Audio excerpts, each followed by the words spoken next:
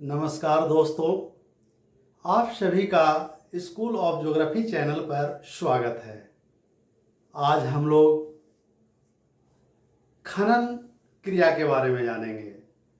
प्राथमिक क्रियाकलाप, primary activities, आखेट, भोजन संग्रह, कृषि के प्रकार को पहले देख चुके हैं। आज हम लोग एक अन्य महत्वपूर्ण प्राथमिक क्रिया, प्राइमरी एक्टिविटीज, खनन अर्थात माइनिंग के बारे में जानकारी प्राप्त करेंगे। इससे न केवल 12th के एग्जामिनेशन में बल्कि किसी भी कम्पिटिटिव एग्जामिनेशन में प्रश्न पूछे जाते हैं, चाहे वह सिविल सर्विसेज हो, किसी राज्य का पीसीएस हो, रेलवे हो, एसएससी हो, किसी भी तरह का एग्जामिनेशन हो, प्रश्न अनिवार्यतः इससे पूछे जाते हैं। अतः इसे सूक्ष्म रूप से मानचित्र के द्वारा समझने का प्रयास करेंगे। तो आइए आज हम लोग खनन को, माइनिंग को देखते हैं। खनन एक प्राचीन क्रियाकलाप मानव का रहा है। प्राचीन काल से मानव खनन कार्य करता रहा है। जैसे हमारे देश भारत में इसका उदाहरण मिलता है। खेतरी राजस्थान में है, वहाँ प्राचीन समय से ही तांबा का खनन किया जाता रहा है। उसी तरह से कोलार कर्नाटक में है और कोलार भी प्राचीन काल से स्वर्ण उत्पादन, सोना के उत्पादन के लिए प्रसिद्ध रहा है। मौर्य काल से ही इसका विवरण मिलता है। तो इस तरह से खनन एक प्राचीन प्राथमिक क्रियाकलाप रहा है।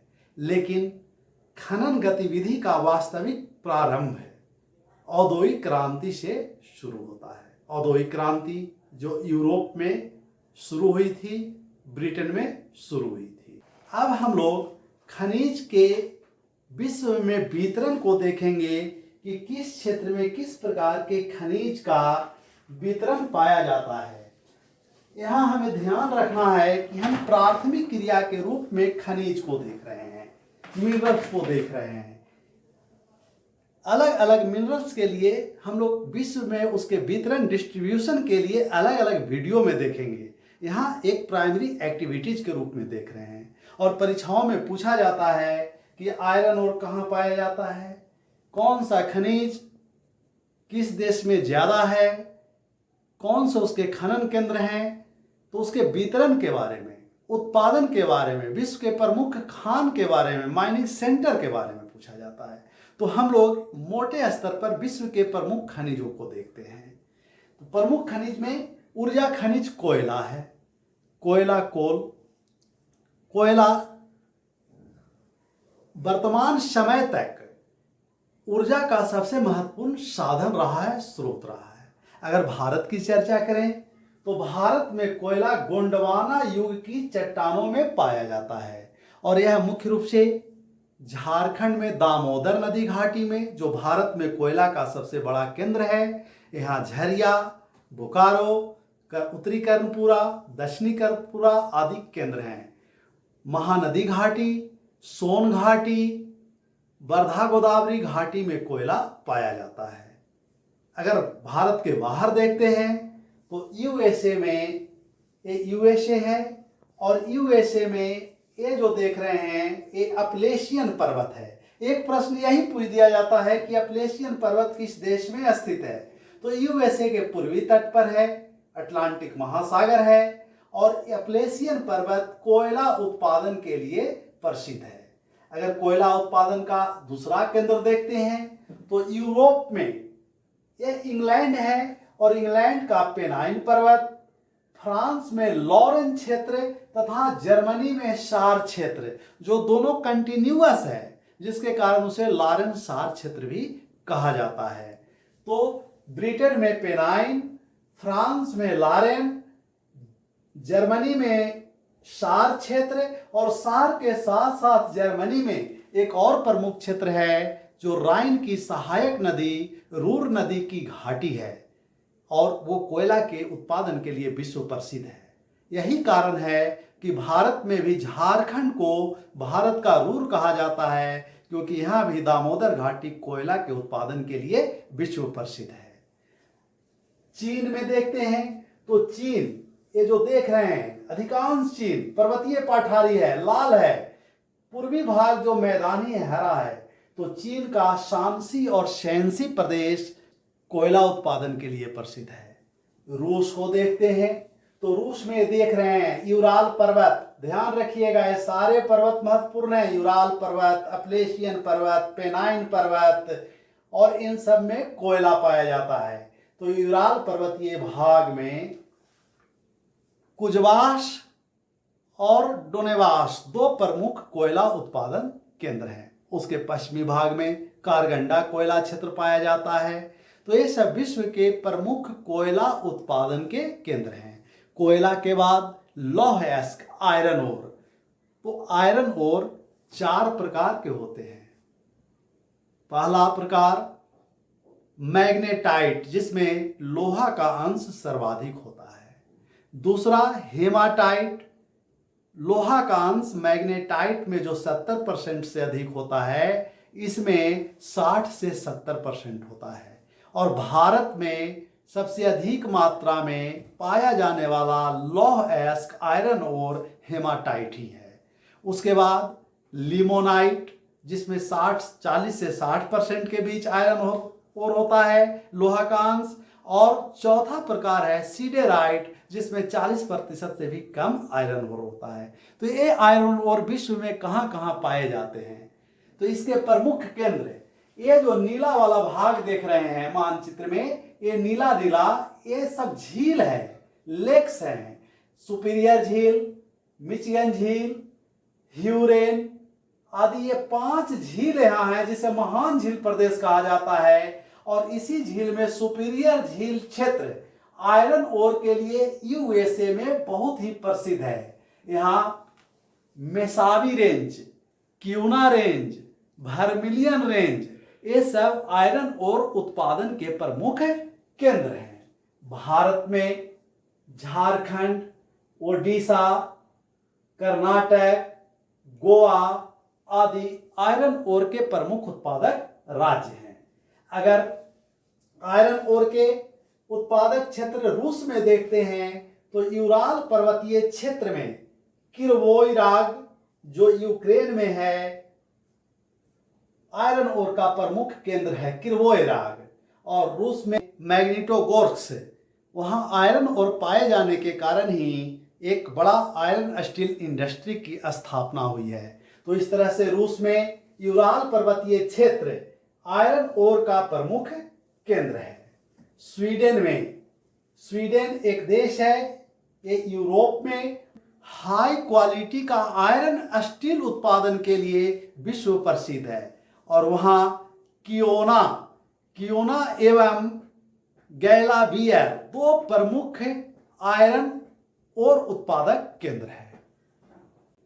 तांबा, कॉपर एक प्रमुख खनिज है और कॉपर का मुख्य उत्पादन केंद्र यूएसए में बूटी माउंटेन है और वो तांबा उत्पादन के लिए प्रसिद्ध है। उसी तरह से चिली में चुकवी माता केंद्र विश्व प्रसिद्ध है। भारत में इसका उत्पादन राजस्थान और झारखंड में होता है। जबकि अफ्रीका का यह भाग जहां जाम्बिया कांगो बेल्ट है, तांबा उत्पादन का विश्व प्रसिद्ध है और एक कटंगा तांबा केंद्र के नाम से प्रसिद्ध है। ऑस्ट्रेलिया में 2 प्रमुख सोना उत्पादन के केंद्र हैं, कालगुरली और कुलगार्डी। दक्षिण अफ्रीका में जहां जोहानसबर्ग केंद्र है, वहां बिटवाटर्स क्षेत्र है और उसी क्षेत्र में जोहानसबर्ग स्थित है। सोना उत्पादन का एक प्रमुख केंद्र है। सोना के बाद, गोल्ड के बाद अगर चांदी को देखें तो चांदी का प्रमुख उत्पादक क्षेत्र मेक्सिको का पठार। ये मेक्सिको का अधिकांश भाग पठारी है और इसी पठार पर मेक्सिको की राजधानी मेक्सिको सिटी स्थित है और एक खनन केंद्र के लिए यह क्षेत्र प्रसिद्ध है, जिसमें मुख्य रूप से चांदी का उत्पादन होता है। चांदी का उत्पादन कनाडा में और कनाडा के उत्तरी झीलीय क्षेत्र ग्रेट बियर क्षेत्र में होता है। तथा कजाकिस्तान में चांदी का उत्पादन किया जाता है। एक प्रमुख ऊर्जा खनिज पेट्रोलियम है। पेट्रोलियम जो हाइड्रोकार्बन है और परतदार चट्टानों से उसका उत्पादन किया जाता है। उसका मुख्य केंद्र मध्य एशिया, यह क्षेत्र जो देख रहे हैं, सऊदी अरब, ईरान, इराक, कुवैत, यह क्षेत्र जो पश्चिम एशिया या मध्य पूर्व कहलाता है, एशिया का पश्चिमी भाग है और विश्व के मानचित्र के स्थिति के अनुसार इसे मध्य और मध्य पूर्व कहा जाता है। तो मध्य पूर्व या पश्चिम एशिया में सऊदी अरब में धारहन, दमान, आबकाइक, आयनेदार आदि प्रमुख केंद्र हैं। अगर हम इस क्षेत्र में ईरान की बात करें तो मस्जिद सुलेमान और हफ्तफेल प्रमुख केंद्र है। जबकि इराक यह क्षेत्र है, ये आपका ईरान हो गया और इसके इस तरफ जो हरा हरा थोड़ा दिखाई दे रहा है इराक में किरकुक और बुटमाह मुख्य केंद्र है। इस तरह से रूस में यूराल पर्वत है और यूराल पर्वत के दक्षिण में एक नदी प्रवाहित होती है जिसे कहते हैं यूराल नदी और ये अरल सागर में गिरती है। तो यहाँ एक नदी और बहती है जो यूरोप में प्रमुख नदी है, बोल्गा नदी। तो बोल्गा यूराल नदी के मध्य में तेल का प्रमुख केंद्र है और इस क्षेत्र में बाकू, ग्रोजनी आदि प्रमुख क्षेत्र हैं। तो यूएसए के दक्षिणी भाग जो टेक्सास क्षेत्र है, टेक्सास क्षेत्र में और खाड़ी क्षेत्र से तेल निकाला जाता है। वैसे विश्व में तेल की बड़ी मात्रा समुद्र से भी निकाला जाता है। जैसे भारत में आप नाम सुने होंगे बॉम्बे हाई अरब सागर में स्थित है, 176 किलोमीटर तट से मुंबई से दूर है और ये भारत का सबसे प्रमुख तेल उत्पादक क्षेत्र है। भारत में पेट्रोलियम की बात करें तो सबसे पहले असम में उत्पादन शुरू हुआ और उसके बाद गुजरात में और महाराष्ट्र में उत्पादन समुद्र से किया जाता है।